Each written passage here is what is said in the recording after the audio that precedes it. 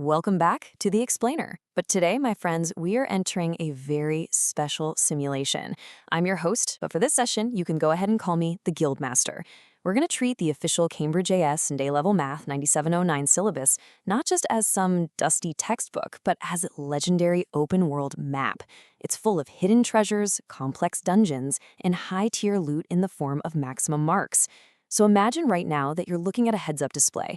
You have a stamina bar representing your exam timer constantly ticking down, a loot counter tracking your mark yield from baseline all the way to top tier bands, and real-time floating quest markers guiding your focus. Today, our ultimate quest is mastering graphical transformations. I'm talking about the foundational shifts, y equals f of x plus a on the outside, y equals f of x plus a all inside the brackets, y equals a times f of x, and y equals f of ax. We are going to decode this map together, step by step. Okay, let's dive right into this because this direct insight is your very first major warning. This comes straight from a senior Cambridge examiner, so consider this our dungeon boss prompt. They explicitly state that most candidates lose easy marks on these exact graphical transformations. And, well, why is that? It's because they treat the exam like a memory test instead of a tactical cognitive raid. Now, in our simulation today, we're going to follow two hypothetical players. First, we have player one. Let's call him Alex.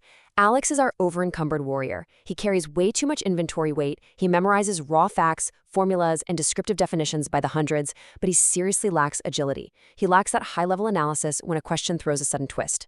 Then we have player two. Let's call him Sam. Sam is our high-speed rogue. Sam dashes through exam areas way too quickly, completely skipping mandatory puzzle requirements and totally missing the constraints of the command words. So by the end of this explainer, you're going to learn exactly how to balance Alex's deep knowledge with Sam's speed to become the ultimate exam champion. All right, here is our quest board for today's expedition.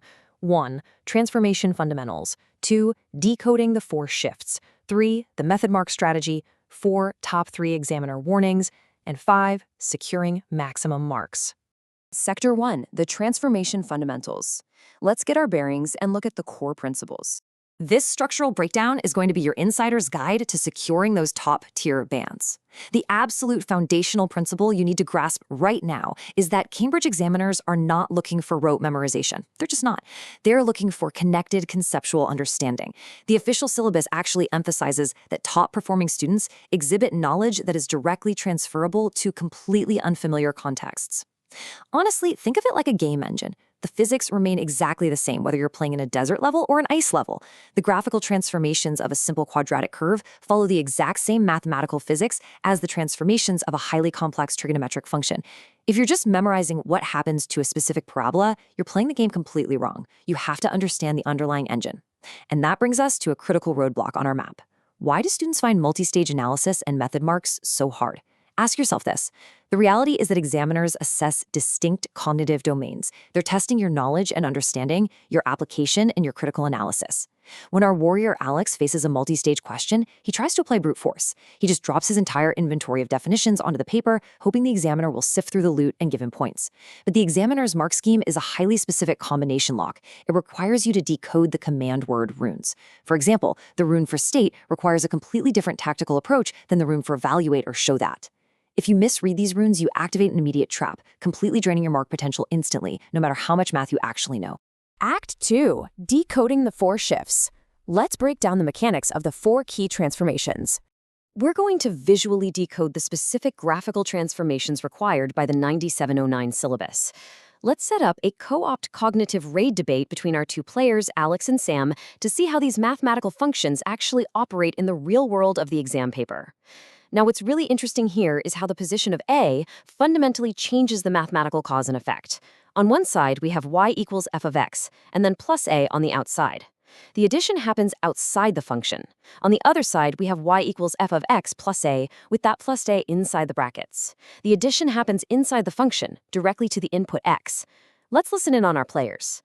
Sam, our fast rogue, takes one look and says, oh, this is easy. Plus a outside means it goes up, and plus a inside the brackets means it goes right. Done. Let's move on. But Alex, who is busy checking his heavy inventory of rules, says, wait a second. My definition scroll says that modifications inside the bracket act counterintuitively. And you know what? Alex is completely right. Let's break the physics down. For y equals f of x plus a on the outside, the function processes x, outputs a y value, and then we add a. It directly changes the vertical height. It is a vertical translation by the vector 0, a. But for y equals f of x plus a inside the brackets, we are altering the input before the function even processes it. To achieve the exact same output y as the original graph, your new x must be a units less than it was before.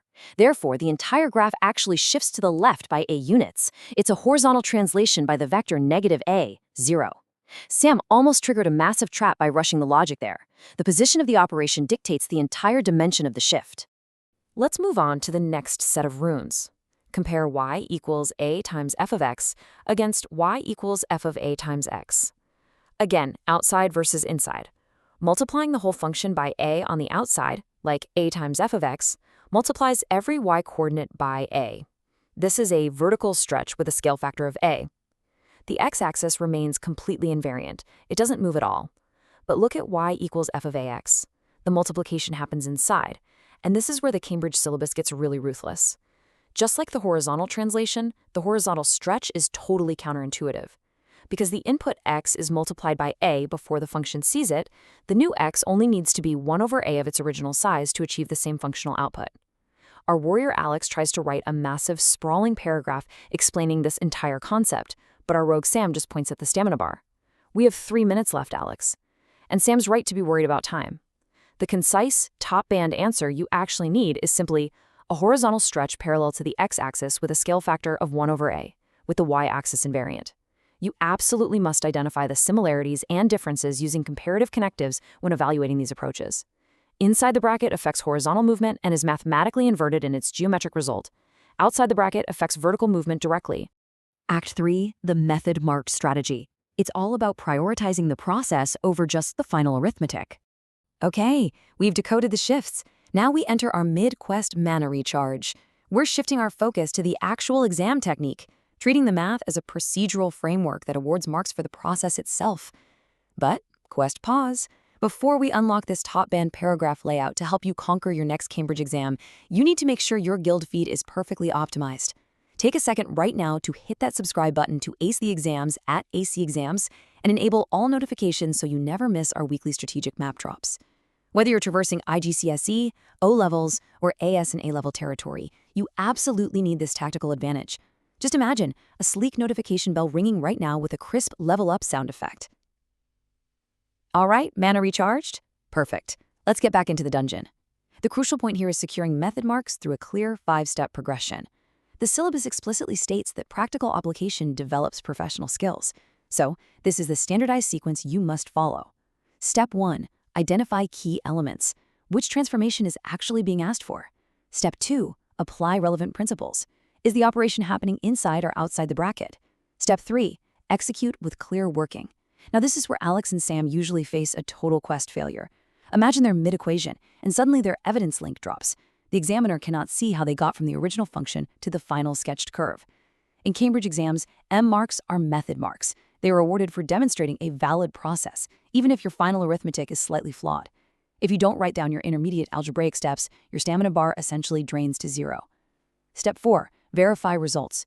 Do a quick mental check. Does a negative scale factor inside the bracket actually reflect across the y-axis like it's supposed to? And finally, Step 5. Present an appropriate format. If the question asks for the coordinates of the new turning point, don't just sketch the graph and walk away. Presenting the final tuple, the exact coordinates, is the key to unlocking the A mark, which is the accuracy mark. You need to treat this 5-step process like an unbreakable structural blueprint. Act 4. Top 3 examiner warnings. Let's look at the most devastating, common mistakes.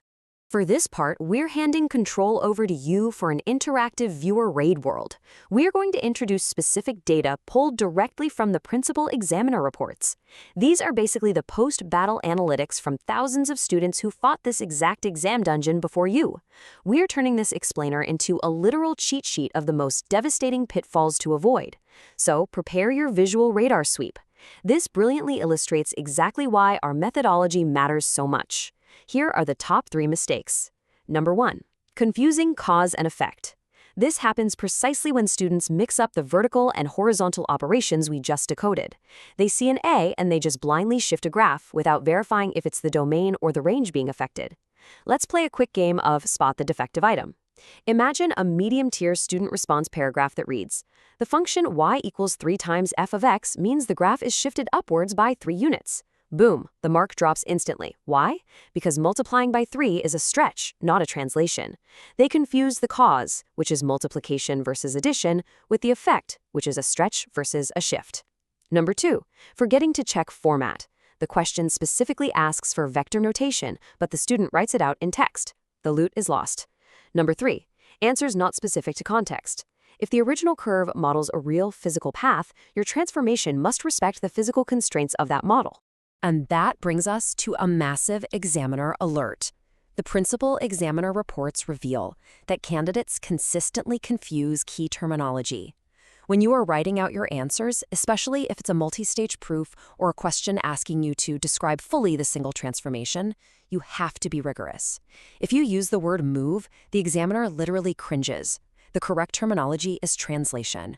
If you say made bigger, you lose the mark. The correct terminology is stretch. If you say flipped, it is game over. The word is reflection. Terminology is the exact mathematical vocabulary used, and frankly, it is non-negotiable. Our warrior Alex knows all these words, but he takes way too long to write them out in huge paragraphs. Our rogue Sam just draws squiggly arrows. The top-tier student, however, uses precise vocabulary instantly to trigger the maximum mark payload without wasting any stamina. Act 5. Securing maximum marks. Let's talk about high-level critical analysis.